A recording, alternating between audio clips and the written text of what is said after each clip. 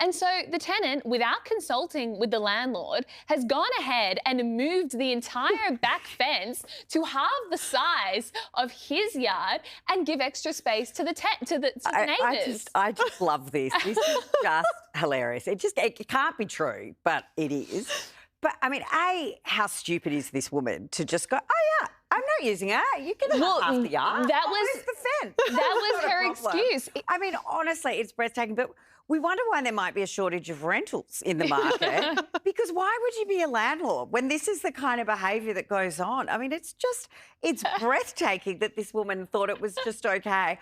I wasn't using it, so I moved the fence. She was just considerate and thoughtful and was just doing a nice thing for the neighbours. Maybe she was just a radical socialist and just thought it's all here to share, everyone's is everyone's, what yours is mine. And I mean, can you imagine getting the message from, and your tenant saying, yeah, I just gave it to them. I mean, you think you were being punked. I mean, this cannot be real. It honestly can't be real at all. But obviously sharing is caring, and some people have now figured out how to make a bit of money out of their backyard pool.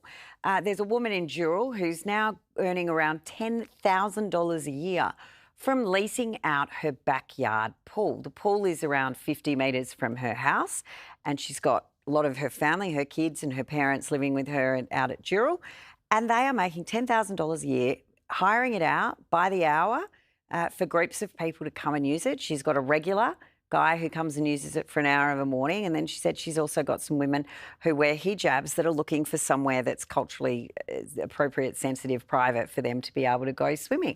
I mean, it's an extraordinary way to make money. It's a bit of a side hustle, and I mean, personally, if you're happy to have someone traipsing through your backyard, good on you. Well, I mean, it makes sense, right? Because it's $50 for an hour for 5 people. If you take a family of 5 to even a council swimming pool, it can cost you $20, $25 easily. And then you're sharing with all these people. It's uncomfortable.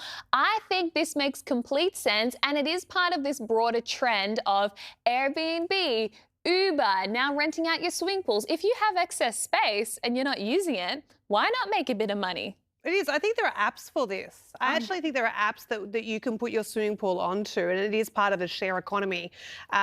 And every single summer in this heat, it gets to the point where I say, should I get a loan? Should I build the pool? Should I put one in? I've got a backyard. I've got kids. Should I do the pool? It'd be great.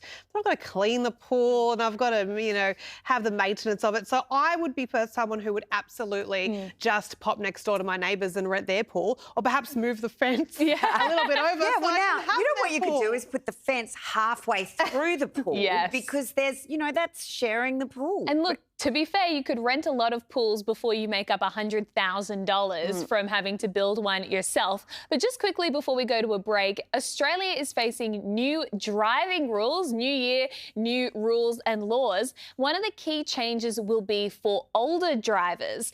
From now on, you'll have to have a mandatory medical assessment if you're over the age of 75 and an annual driving check over the age of 80. Now, my husband's grandfather is, I think, 98 and was driving until about 2 months ago when the family finally confiscated the keys.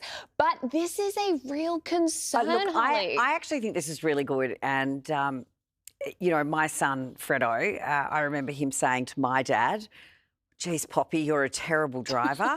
And that was at the point that I decided, none of us were getting in the car with my father anymore. I can say this, God rest his soul. But not long before he died, he and I were having arguments because he had had an accident and his licence was suspended and he shouldn't have been driving anymore. And I quite like this, that there's actually, like you talk about the social media ban, for those of us who've, got parents at the older end, if there is a legislative framework that says, listen, you can't just keep driving, I think it'll be helpful for those the kids that are trying to manage the elderly parents' transition out of some of the things they like to do.